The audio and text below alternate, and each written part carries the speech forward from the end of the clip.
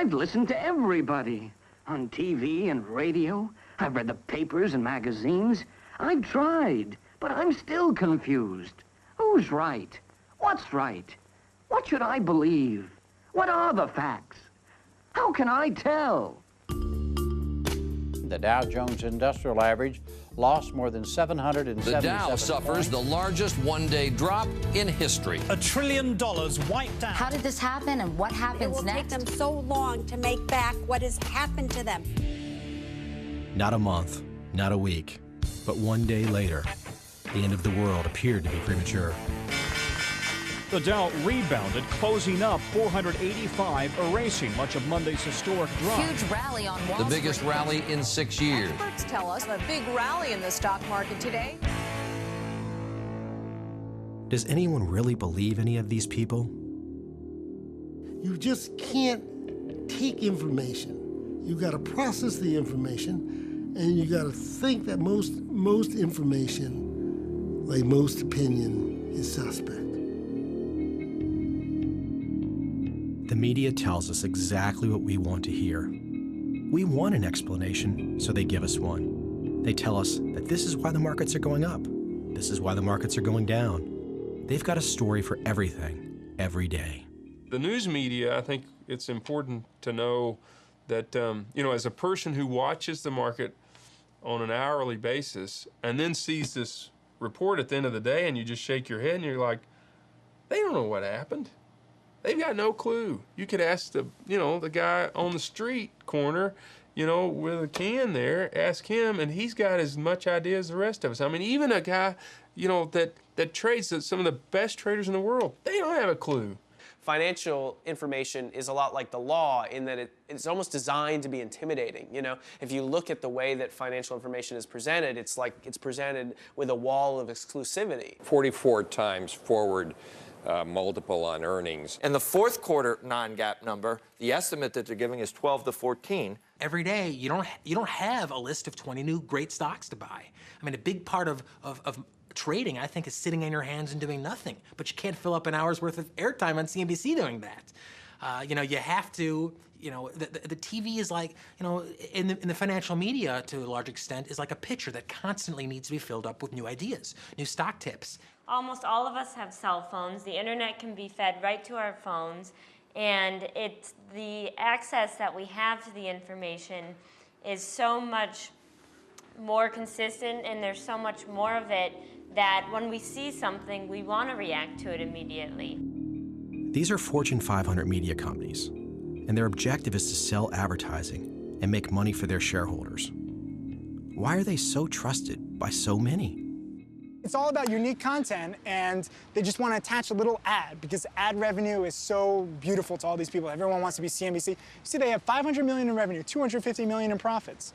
No wonder why they're so cocky. The vast majority of what you see on television, for example, in CNBC or reported daily in the newspapers, is complete noise. And most investors would be well advised to not pay any attention to that every day. A lot of these shows, let's face it, they're trying to make an entertaining format.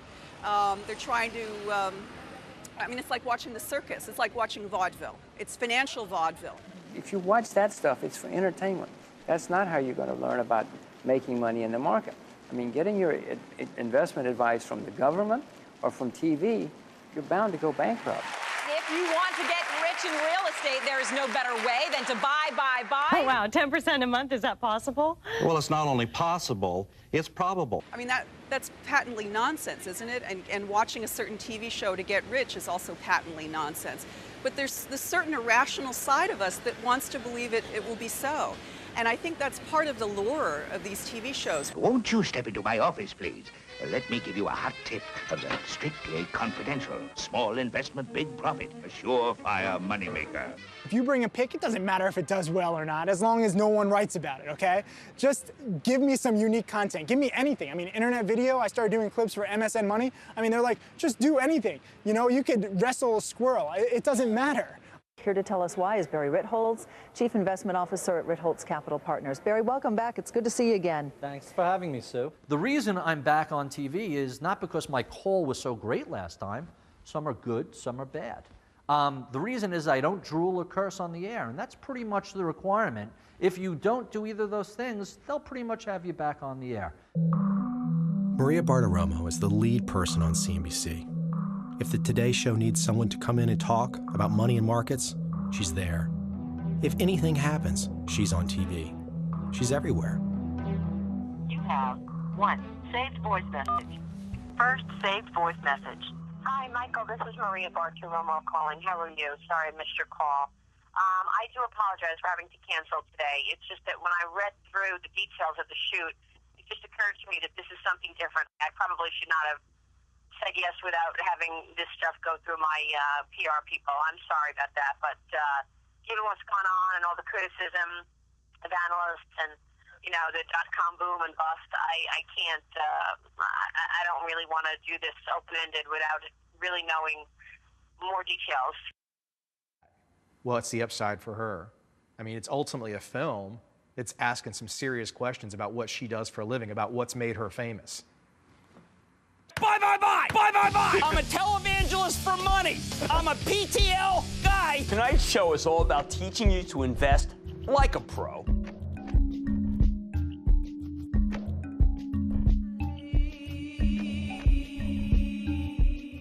In their quest for rating supremacy, CNBC created a television personality like no one has ever seen before.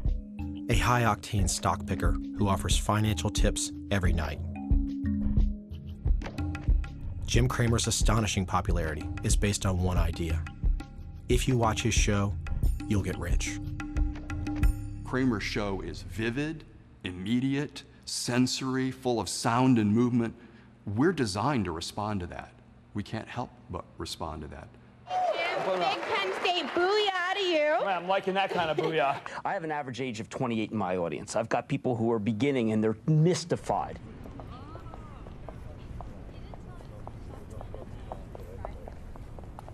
I understand Jim was just here at Georgetown.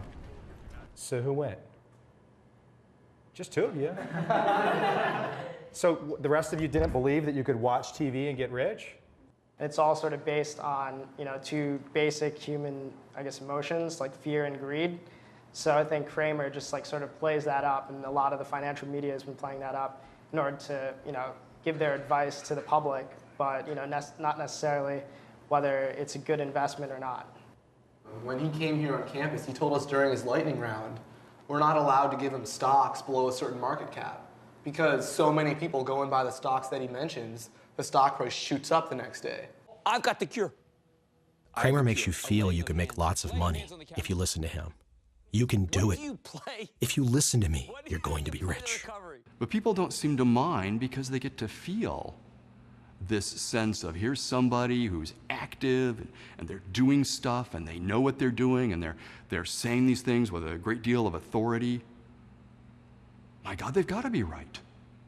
My people have been in this game for 25 years, and they are losing their jobs, and these firms are going to go out of business, and he's nuts. They're nuts. They know nothing. Peter writes, should I be worried about Bear Stearns in terms of liquidity and get my money out of there? No, no, no. A big New York City bank has effectively gone under. I love the way Jim Cramer breaks down really complex financial issues into ones that are wrong. Cramer puzzles me. How can anybody think, how could any reason thoughtfully about their portfolio and their purchases while yelling at the camera? Bartoloni, that's okay. I mean, she's a cute kid. But Cramer, I could watch Bartoloni for a couple of minutes. And the other guy, the slightly roly-poly guy, I don't remember his name. He cut all this out. He's a lot of fun, and he pokes fun at... so I can watch that for 20 minutes, but I wouldn't invest in anything that they say. Chinese stocks leading the way down, dropping for a third day. The sell-off has cut more Nothing they're saying is important. off the value of We're made to feel that if we don't watch every minute, we might miss out on the great stock pick that will make us millions overnight. I don't think you should base your investment strategy on what you hear some jackass like me saying on TV. You should do your own homework. Hey, it's your money. If I'm wrong and you make a bad investment on it, it ain't me eating cat food 30 years from now when you're retired. It's you.